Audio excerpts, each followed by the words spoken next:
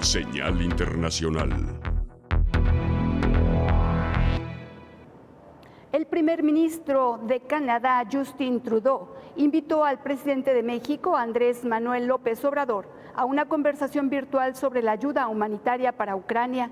Vía telefónica, ambos mandatarios acordaron el sábado abordarán ese tema, informó el secretario de Relaciones Exteriores, Marcelo Ebrard, quien afirmó que nuestro país respalda la declaración del secretario general de la ONU, Antonio Guterres, para que se lleve a cabo una investigación independiente sobre lo ocurrido en Bucha, ciudad ucraniana, donde se observan en las calles decenas de cadáveres de civiles víctimas de ataques rusos. El presidente de Perú, Pedro Castillo, anunció el fin anticipado del toque de queda diurno que había decretado horas antes en Lima y en el puerto de Callao para contener protestas de transportistas, lo que había generado enfrentamientos. El mandatario llamó a la tranquilidad al pueblo peruano. Esto lo dijo sentado al lado de la presidenta del Congreso, la opositora María del Carmen Alba. Patrullas militares y policiales custodiaban este martes las semivacías calles de Lima, haciendo cumplir el toque de queda diurno que fue repudiado por amplios sectores de la población, incluidos líderes de izquierda.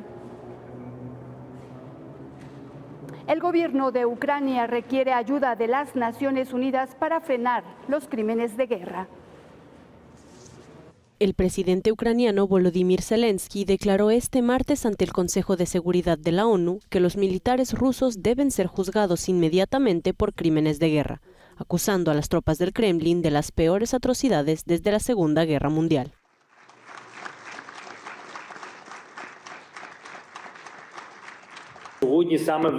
Hoy, como resultado de las acciones de Rusia en nuestro país, en Ucrania, los más terribles crímenes de guerra de todos los tiempos que vemos desde el final de la Segunda Guerra Mundial se están cometiendo.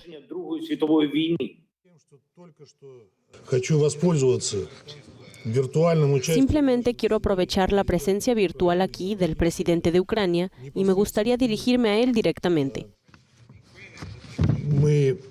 Ahora ponemos en su conciencia las acusaciones infundadas de los militares rusos que no están confirmadas por ningún testigo presencial, dijo el embajador de Rusia ante la ONU. Zelensky aprovechó su discurso para pedir un tribunal similar al que se creó en Nuremberg para juzgar a los criminales de guerra tras la Segunda Guerra Mundial.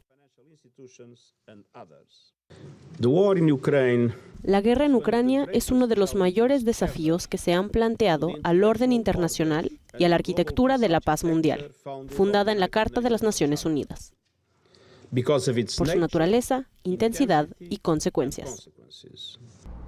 Mientras tanto, cientos de ucranianos desplazados siguen intentando huir hacia el oeste desde el este del país, subiendo a trenes abarrotados y esperando en el tráfico de las carreteras atascadas. Con los controles militares desbordados, los voluntarios han estado trabajando en los intentos de ordenar el caos en las estaciones de tren. Y cada vez más naciones retiran a su personal diplomático de Rusia.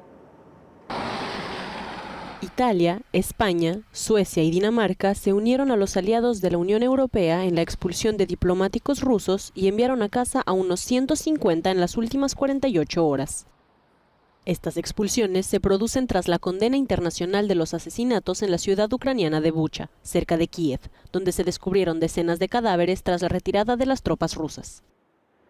Esta medida, adoptada de acuerdo con otros socios europeos y de la OTAN, se hizo necesaria por razones relacionadas con nuestra seguridad nacional y en el contexto de la actual situación de crisis derivada de la injustificada agresión contra Ucrania por parte de la Federación Rusa, dijo el ministro de Asuntos Exteriores de Italia.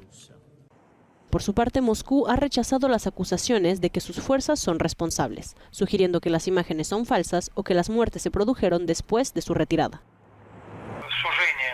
Esta es una reducción de las posibilidades de comunicación diplomática, de la labor diplomática en condiciones tan difíciles, en condiciones de crisis sin precedentes. Es una medida con poca visión de futuro que, en primer lugar, complicará nuestra comunicación, necesaria para buscar la reconciliación. Y en segundo lugar, conducirá inevitablemente a medidas de represalia.